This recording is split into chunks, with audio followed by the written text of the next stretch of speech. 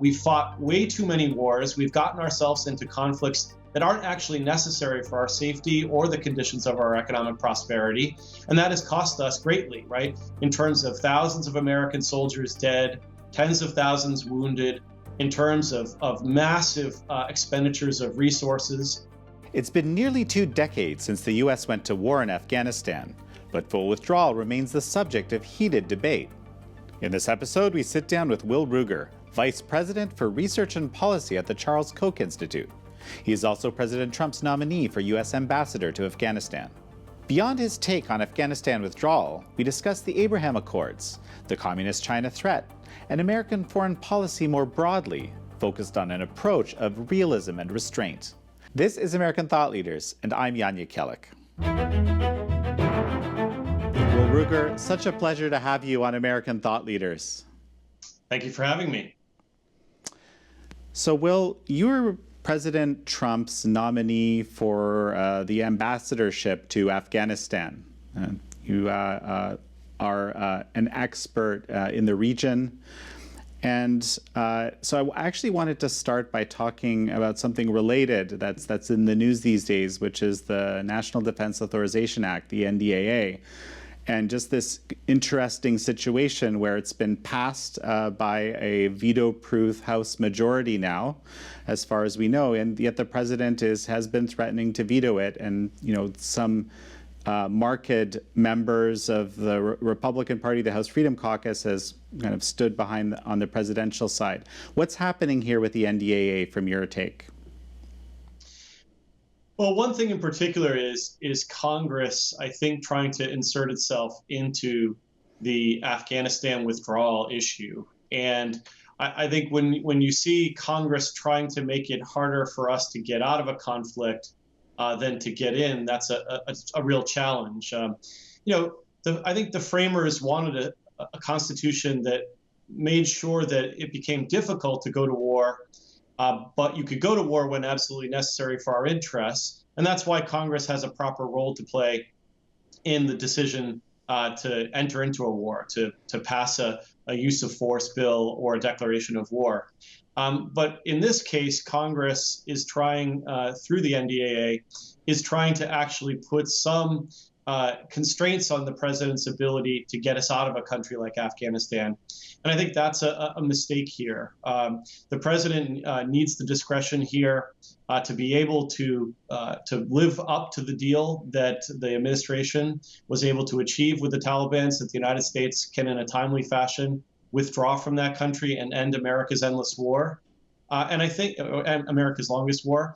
And I think that this is going to be a big part of President Trump's legacy should the deal continue on as it is and we leave in May. And I think that is something that would be regrettable if Congress or someone else put a stop to this and continued on in this now almost 2 decades long conflict. So there's been a lot of criticism, of course, around this idea to fully withdraw. What is the case to withdraw, and what do you say to people who think it's a tragic mistake? Well, I think it's good policy and it's good politics, and let me go through both of those. It's good policy because the United States had 3 major objectives when we went into Afghanistan after 9/11, and this was a war that was justified for the United States to fight. But we had 3 objectives that we needed to accomplish. First, we needed to punish the Taliban for its state support of al-Qaeda, who was responsible for the 9/11 attacks.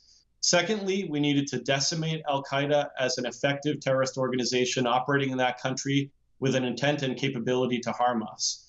And third, we needed to kill or capture Osama bin Laden.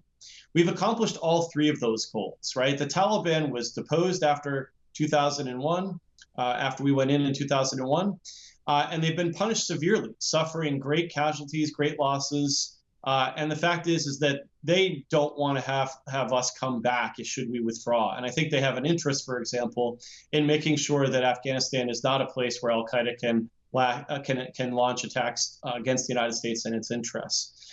When it comes to al-Qaeda itself, I mean, the acting Secretary of Defense, when he was the head of the National Counterterrorism Center, said that al-Qaeda had been decimated, right? And this goes all the way back, this view of the US government that al-Qaeda has been really attrited in Afghanistan goes all the way back to at least as far back as Leon Panetta, talking about the fact that they had been also hit pretty hard and not very effective as a fighting force themselves. And then thirdly, obviously, the U.S. Navy was able to accomplish the goal of the Abbottabad raid and killing Osama bin Laden. And so we've accomplished those goals. And so I think that what happened instead is that we accomplished the goals, of the war that we needed to fight. And then what we saw was mission creep, such that we added on to the war objectives well beyond what was needed. We added what we would like to see there, not what we needed to see. And the cost has been quite severe for the United States in terms of blood and treasure.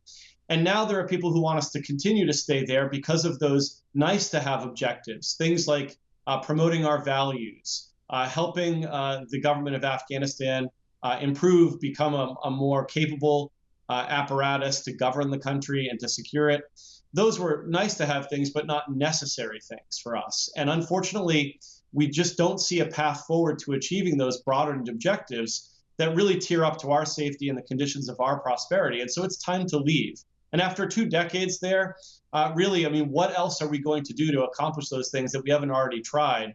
And so I think it's time to come home, especially given that we have a deal with the Taliban in which, again, they have not just an intent, right? They haven't just declared an intention to make sure that Afghanistan isn't a home of anti-American terrorism, but they have an interest in doing so because they don't want us coming back.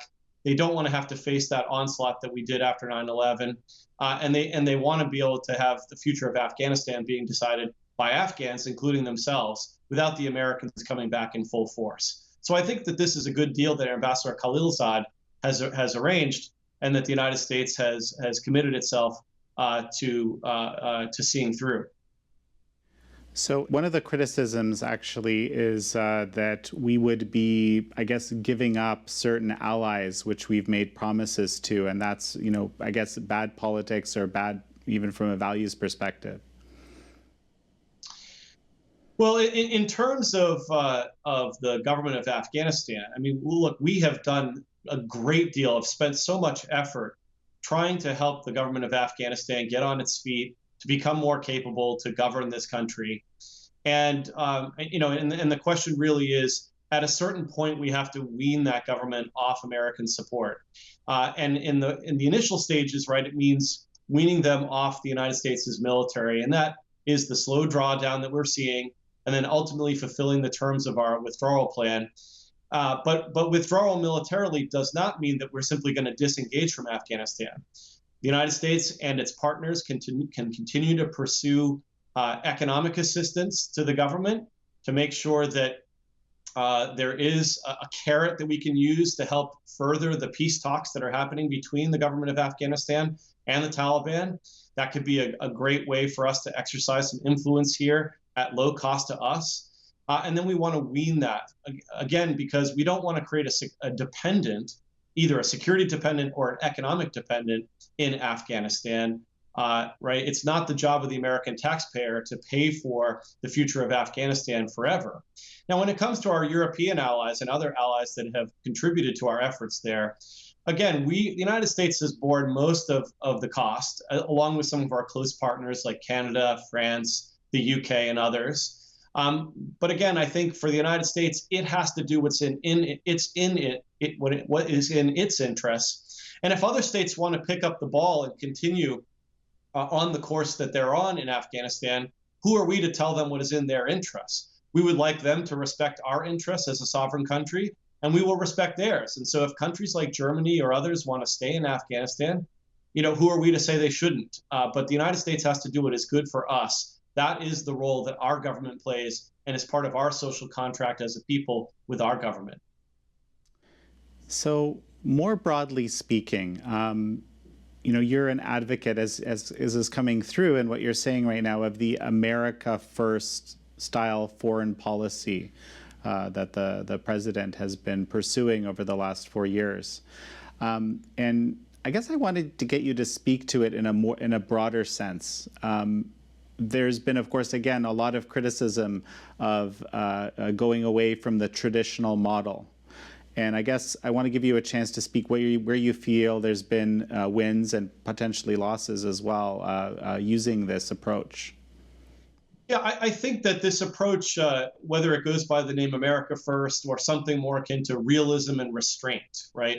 Realism about the nature of the world, the constraints that any country faces, even a great power like us, and some of the key features of the international environment. Think about geography, think about the nuclear revolution and what that has meant for American foreign policy and how the world today in the post-nuclear age or in the nuclear age is different than the pre-nuclear age. Thinking about the balance of power and how it's shaping up in Eurasia, particularly in Europe and in East Asia, right? These are things that relate to what kind of approach we ought to take. And I think given the realities of that world today, that means that we can pursue a grand strategy of restraint, right? One in which the United States is much more prudential in how it uses force abroad, one in which it is careful about committing and making security commitments to other countries, and really weighing whether those add to our security and the conditions of our prosperity, or whether those things that actually detract and give us a negative return on investment. And we need to be much more careful. And unfortunately, I think that since at least the end of the Cold War, the United States has pursued a grand strategy of primacy that has not been constructive of that. We've fought way too many wars. We've gotten ourselves into conflicts that aren't actually necessary for our safety or the conditions of our economic prosperity. And that has cost us greatly, right? In terms of thousands of American soldiers dead, tens of thousands wounded, in terms of massive expenditures of resources, right? Trillions of dollars being spent. When you think of wars like the Iraq War or Libya, our engagements in Syria, our engagements, in nation building in Afghanistan, these are all things that realism and restraint would counsel against. And again, it follows from this notion that realism says, look, the world is as it is. We need to arrange our foreign policy consistent with that, consistent with those constraints and incentives. And that does mean that we need to have a strong national defense, second to none. It means having a really strong military, right, that can deter and defend against adversaries. And that means having a really strong Navy that can command the global commons. It means having a strong Air Force, a strong ability to protect our space resources. But it doesn't mean having a big footprint in places like the Middle East or expanding our security commitments. People talk about potentially adding Ukraine or Georgia to NATO. That's not something that's going to lead to greater security on our part, but actually is going to help contribute to a potential for conflict that isn't in our interests. And so we need to exercise greater prudentialism. And that's really what realism and restraint is about, is more prudence than we've seen over the last 20 to 30 years. So I guess from what you're saying, the realism and restraint isn't necessarily opposed to peace through strength, right? Absolutely not. Realism counsels that the world could be a dangerous place, right? It's an anarchic environment. Whereas one scholar put it, there's no 911. The only 911 for the United States is the United States military, our diplomatic corps, right? Those are the people that are going to help secure us in that dangerous world, not someone else. And that's why we have to have those capabilities. And so, for example, our nuclear posture, right? We need to have a strong deterrent capability that can deter other countries that have nuclear weapons and can keep us safe from the potential for conventional attack, whether that's Russia or China or someone else. It means we have to, like I said, have that strong naval capability. But what it doesn't mean is fighting wars that are only tangentially related to our interests or aren't related to our vital national security interests at all, right? So wars for R2P in Libya, or where we're chain ganged into a war by our allies, which is also what some people think had happened with Libya. These aren't really in our interests, and we should very carefully leave those off the table in the future as we go forward. Now, in terms of what we've seen over the last 4 years, I think one of the things that's been successful with President Trump is really trying to push our allies to greater burden share. And I think a lot more can be done with that going forward. And one of the worries I have about a President Biden would be that he would actually embrace our allies in a way that's not productive to our security, but actually only continues to incentivize them to cheap ride or free ride off the American taxpayers. I mean, think about Europe, for example, right? The European Union countries are more prosperous and more populous than the United States, and yet we're subsidizing their security. And if they don't think that they need to do more to secure themselves, then they're probably telling us what they think about the threats out there. And maybe that means that we can pay less for that because the threat isn't as dear.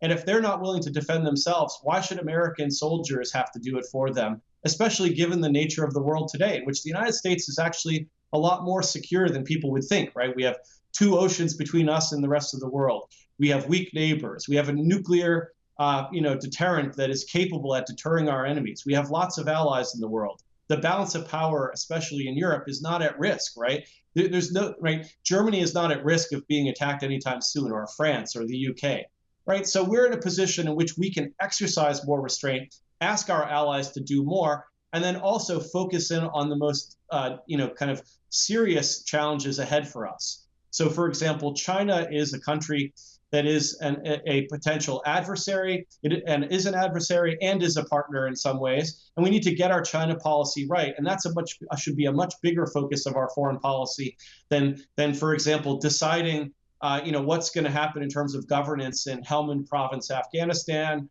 or what's going to happen in the conflicts on the Arabian Peninsula between Saudi Arabia and forces in Yemen. Right? We have to have a better focus on the things that are most important for our security.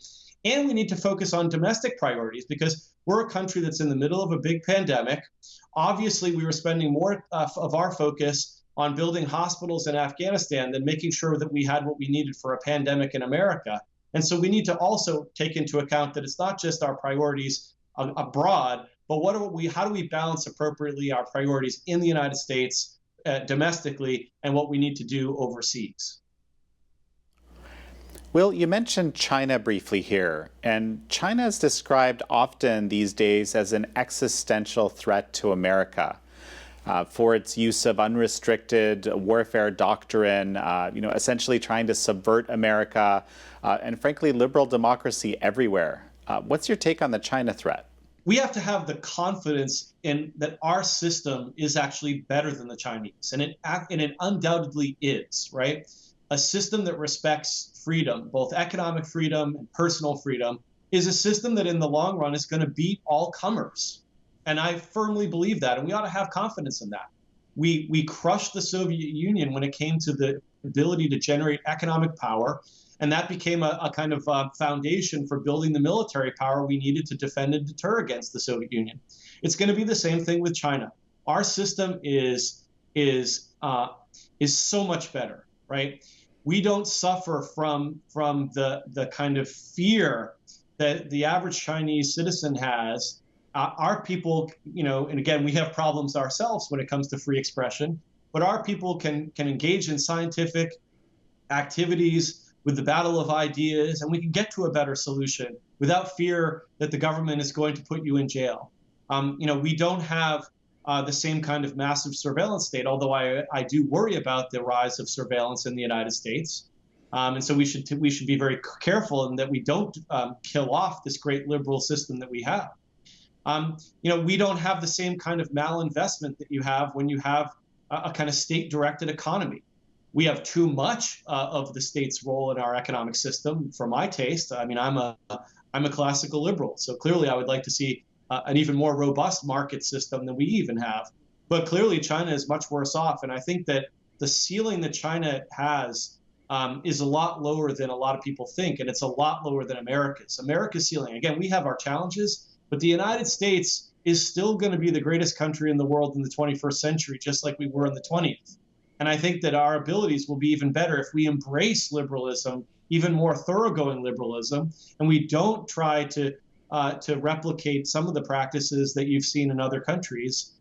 So, for example, I don't think we have to have a national industrial policy. I mean, I think that the kind of state-directed economy of the Chinese is actually going to create a lowering of their ceiling on their growth. Why would we want to replicate some of those things? China suffers from all kinds of problems domestically, and so again, I have faith in America, and I wrote a piece in the American Conservative that came out recently on this that I think is titled, "Have Faith in America," and it was and it was premised upon a speech that President Coolidge gave called "Have Faith in Massachusetts." And what I talk about in this piece is, look, we have problems, we have challenges in this country, and I would be the last person to be Panglossian about that. But we also, shouldn't be Chicken Littles. And I think what we have is a situation where we need to kind of rededicate ourselves to our liberal democratic purpose, and really have confidence that the Chinese model is not a model for the future and is not a model for the success of the Chinese people. So tell me a bit about some specific examples as you see of the success of this America First foreign policy. Like I said, pushing our European allies to greater burden sharing is one, and then really changing the rhetoric around, I think, our relationships and our role in the world. So when President Trump talked at the UN about his job protecting American sovereignty, and he understood that other countries had to do that as well, I think that's a more realistic appraisal of international life. And oftentimes when people talk about the alleged, international liberal order, oftentimes there's a mask of actually power politics and competition and trying to protect sovereignty behind that, as well as some idealism about the nature of America's role in the world. And I think what we need to do is really focus on kind of being square, right, with the American people about what we need to do in the world and how America's role, the United States' role as a government, is to protect their interests. And I think that rhetorical shift has been a value of the Trump administration. I would also say both rhetorically in terms of some of its activities in the Middle East, right? So concluding a deal with the Taliban to end America's longest war, right? That's a real contribution of an American interest-focused Trump administration. I think it's at least talking more about how we need to end these endless wars has been helpful. Now, in some cases, we haven't seen it being delivered. And some part of that is because even people within the Trump administration have gone against, I think, the president's his vision and instincts on the region. You talk about some of the work that Jim Jeffrey did in Syria. We're actually hiding information from the administration about what was actually happening on the ground there. I mean, that's just not acceptable in a liberal democracy. Whether people like President Trump or not, he was duly elected by the American public and had an ability to make policy when it comes to Syria. It's not Jim Jeffrey's job to do that. And I think that what the president really was harmed by in many cases were people that weren't committed to his vision of America First, ending America's endless wars. And that was, I think, unfortunate. I do think when it comes to Asia, again, while talk of fire and fury, I think ratcheted up some tensions, the fact that President Trump engaged in personal diplomacy with North Korea, I actually think was a value, right? It was important to, jaw, not war. And that's important to engage with diplomacy. And I think that that's, very helpful in trying to resolve some of these challenges that the United States does face around the world. And one of the things that I think will be in the first paragraph of President Trump's, biography will be that assuming that we make it until the end of his administration without going to war again, he'll be the first president in the post-Cold War era not to start a new war. And again, the job of the American president isn't to not start wars. The job of the American president is to help keep us safe and to meet our national interests. But the fact is that our national interests have been supported by us not going to war. And this is going to be quite an accomplishment for this president.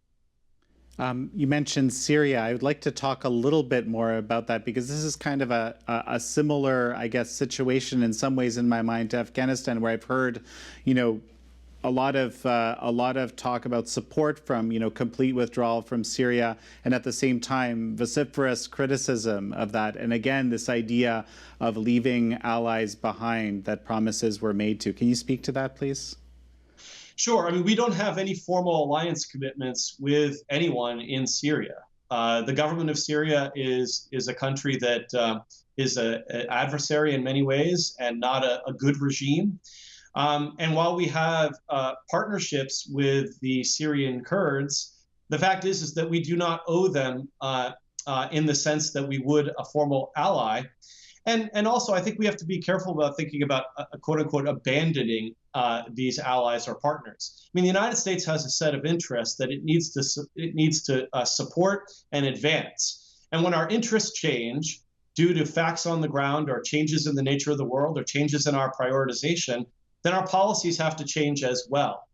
And so a great historical example of this is the United States, its own nationhood was supported by France. It is not incredulous to say that France was a kind of part of the birthing of America in terms of its alliance during the Revolutionary War. Well, what happened in the 1790s under President Washington? The United States eventually decided that that alliance with France was not something that tiered up to our interests. And so the United States essentially decided to jettison those sets of commitments. And that did not make France happy. It did not make American supporters of France happy in this country.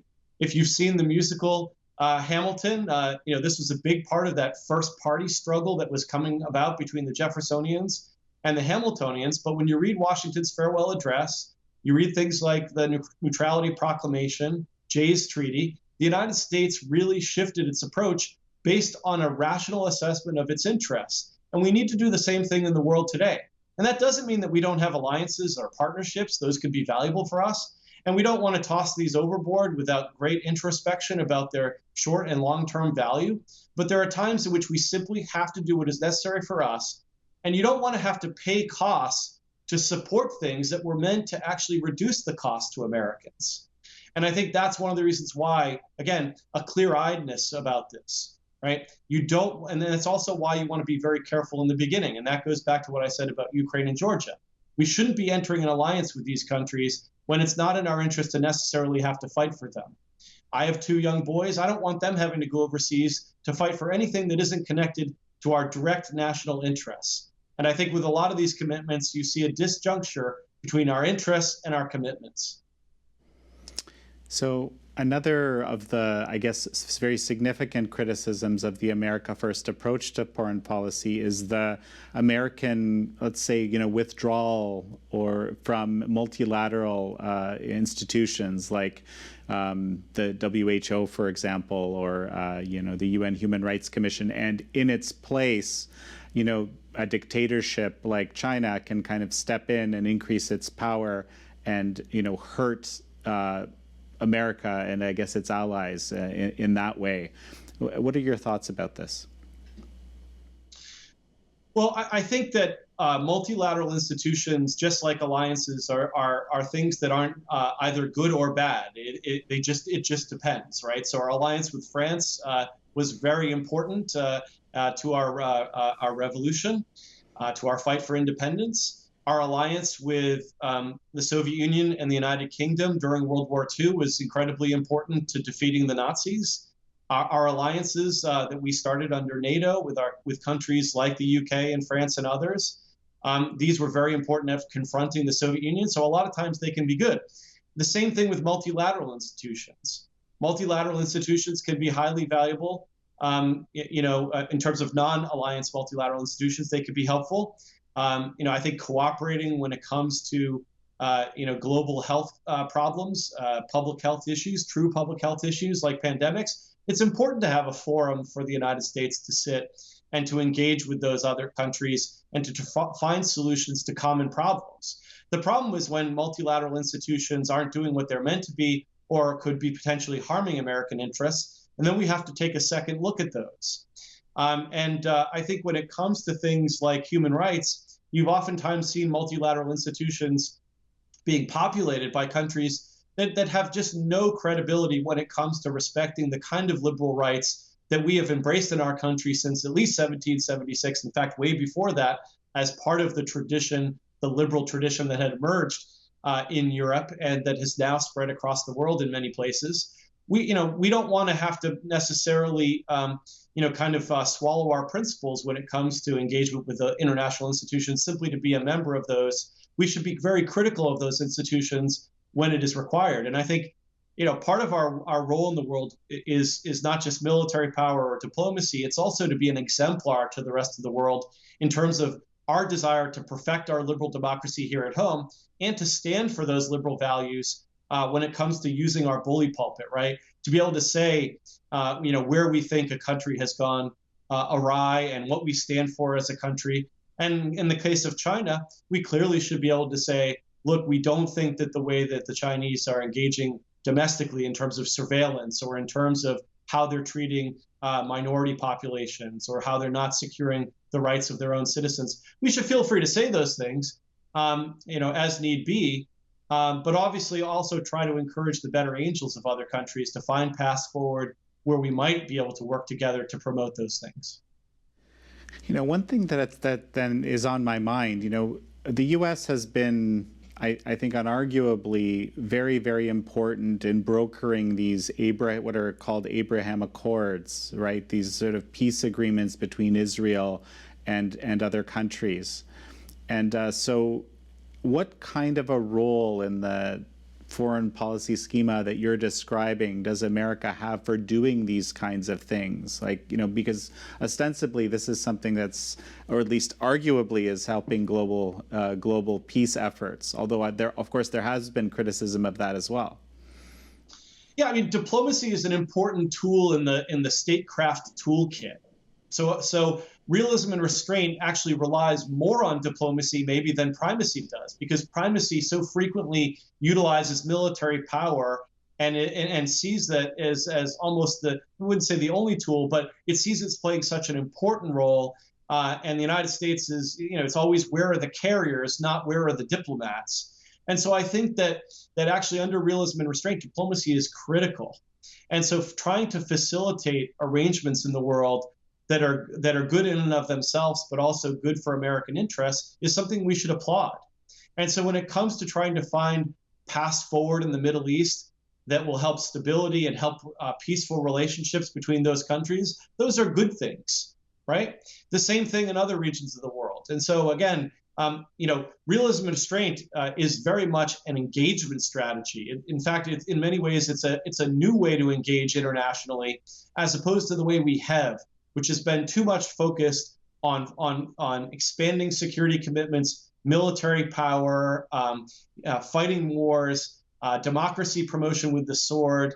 We should be doing things, again, where we're engaging. And oftentimes we're not talking enough about trade, for example, and how trade can facilitate American interests, about how actually people-to-people relationships, non-governmental organizations, about how those are productive of American interests as well. And I think that, oftentimes we have just understated that over the last 20 to 30 years. Well, you're making me think about the Iran nuclear deal here. A centerpiece of Trump's foreign policy has been the, quick withdrawal from the Iran nuclear deal, and then exerting a kind of maximum pressure on Iran. How does that square with the approach that you're describing? Well, the Iran nuclear deal had its positive sides and some of its less positive sides. And look, diplomacy is difficult, and in diplomacy you don't get everything you want, but you do try to achieve everything you need. And I would be the last person to say that it was a perfect deal. However, what I think that we do need going forward, whether it's no matter what happens as far as the next 4 years, is that we need to have a situation in which we can meet our interests in terms of providing the incentives for Iran not to feel that it needs nuclear weapons, and also avoiding some of the kind of spiral mechanisms that you might see with a more aggressive approach to that country. So we do need diplomacy here to find a path forward that can work for us. The thing about any type of cooperation is it's trying to adjudicate differences. And we could try to adjudicate those differences, or we can be in a situation we're in now, which is maybe not the most desirable one, or a situation that would be even less desirable than the current one, which would be actually going to war over this. I, for example, think this would be a massive mistake. It would be adding another endless war that would be costly. And it would be something that would be costly and also unnecessary. The United States doesn't need to engage in a regime change war against Iran for us to stay safe and prosperous. And I think that if you think about we were talking about the recently concluded deals between Israel and other countries. That's actually created even greater stability and cooperation among countries in the Middle East. And that probably means that we can step even further back from our footprint there in that region, knowing, for example, that our partner in the region, Israel, is a strong one, is safe, and now has its own partners that are now formal in the region. So I think that the United States, again, rather than ratcheting up pressure, could actually try to engage in greater diplomacy and finding a path forward that kind of reduces our exposure in the region. But at the same time is realist, I guess, is that what that's your argument throughout, right? Yes, yeah. Again, like looking at the world squarely. I mean, in the world as it is, right, you can't get the other side to simply capitulate to everything you want unless you're willing to use, kind of the ultimate sanction of warfare. You have to find a path forward in which there are compromises. And if you're not willing to live with those compromises, then war is an option in the world that we live in. But is that a cost worth paying for the ends we're trying to achieve, as opposed to what we might achieve with diplomacy? And there, I think that's, again, why we should have greater prudentialism here. And I think that the lamp of experience tells us that our record in the Middle East fighting wars, regime change wars, is not a good one. And we can't just have this fallacy that, well, things will just go better next time without a lot of the same challenges we've faced. I think that would be a massive error here. So with a prospective Biden presidency, what happens in terms of our relationship with Iran? I mean, my prediction would be that, especially given that a lot of the people that have been mentioned as joining a Biden administration, these are people who are from the Obama world. And so I think a lot of them will want to see another diplomatic agreement on nuclear issues with Iran. The question is whether they'll get one that's better than the one that they had or worse. As an American, I obviously hope that they will be able to utilize some of the things that have happened over the last several years in a way that's productive, and that the United States will get a better agreement, but that will also have some of the virtues of the previous agreement, even though it was an imperfect one. Well, and what about with the prospective Trump presidency continuing? What do you expect will happen there? I would hope that President Trump, being a deal maker, being someone who has helped broker these deals between Israel and other countries in the Middle East, being someone that tried to do diplomacy and did ultimately ratchet down tensions in North Korea, someone who has concluded a historic arrangement with the Taliban to end America's longest war, that this is someone who would like to find a deal. And I'd like to see that happen. I think that would be preferable to continuing to ratchet up the pressure and ultimately leading to a physical conflict even greater than what we've already seen. And so I do worry about a spiral into that. And again, I just don't think that the president himself would like to see a war on his watch that isn't something that would be in our interests. Any final thoughts before we finish up, Will? Yeah, I guess what I would say is that I'm really hopeful about the future of realism and restraint in the United States. And I would say that for several reasons. One is that, the world is changing. And I think Americans understand that. I think they understand that we've had these experiences over the last 2 decades, that we've done a lot of what we needed in the Middle East in terms of punishing actors responsible for 9/11. I think we better understand that we have to be able to collect intelligence and target groups like Al-Qaeda that we were not in the 1990s. And so that we can get a handle on counterterrorism, but at the same time reducing our footprint in these places. I think when it comes to Europe, these are wealthy, prosperous countries, a lot of very populous as well. I think Americans know that we have so many needs here at home that we do need to pivot away from some of our overarching kind of smothering approach to Europe, where we're always having to take the lead. I think they recognize that what we need to be taking the lead in is on our domestic priorities, getting our own house in order, dealing with the after effects of the pandemic, dealing with some of the problems we face here in terms of the kind of wicked polarization we're seeing, getting our country back together again. and then also focusing in on the biggest challenges. I think that the 21st century challenges are going to come more from Asia than they are from the Middle East or from Europe. And I think that we should have a greater focus of our attention there, which is, again, not to say that we need Cold War II, but we need to have a realistic approach to the rise of China. And we need to also remember that a lot of what we could do is defense and deterrence. And so that means maintaining a strong military, but also making sure we're using diplomacy to meet our ends and not reaching for the sword as quickly as we did over the last 2 or 3 decades, oftentimes to our ruin.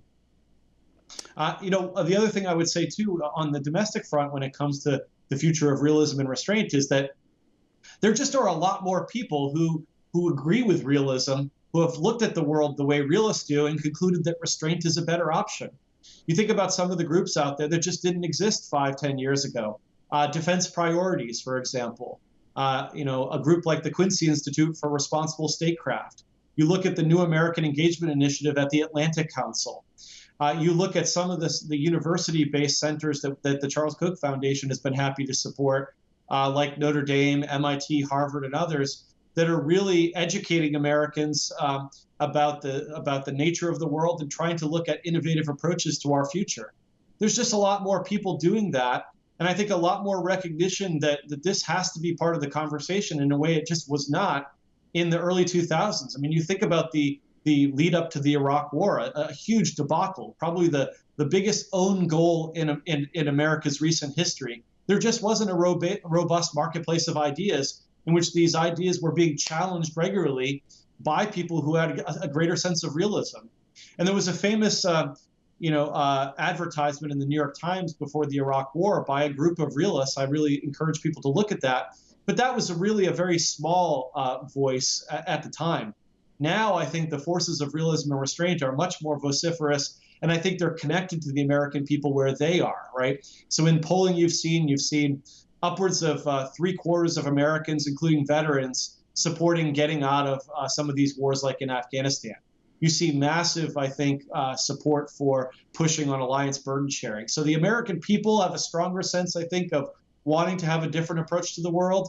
And I think there's more of an institutionalized set of groups and powerful ideas that they're promoting and developing to challenge that kind of primacist stance that is really not only counseled for American hegemony actively around the globe, but has had a hegemony in the marketplace of ideas after 9/11 and even back into the 90s. And I think that is no longer the case.